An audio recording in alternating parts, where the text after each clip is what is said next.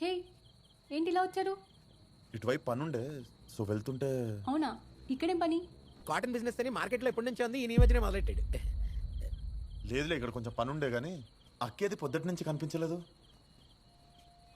ఆఫీస్లో ఏదో మీటింగ్స్ ఉన్నాయి, లేట్ అవుతుందని చెప్పింది. కొంప తీసి ఇప్పుడు లేట్ అవుతుందని చెప్పి క్యాబ్ కట్టించుకుని వచ్చేది కదా. 10కి బస్సు ఉంది. అమ్మయ్యా, కంగారు పడిపోయాను. ఆవిడ ఎక్కడ డబ్బులు ఖర్చు పెట్టి క్యాబ్ కట్టించుకుని వచ్చేద్దామో అని. హే, మా అక్క మరీ అంత పొదుపు మనిషి ఏం కాదు. అవును, దాన్ని పొదుపు అనరమ్మా, పీనాస్తానం అంటారు. అంత లేదు, మా అక్క పిసినారిదేం కాదు.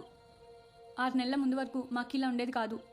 మా అక్కే కాదు, మేమందరం కూడా చాలా హ్యాపీగా ఉండేవాళ్ళం.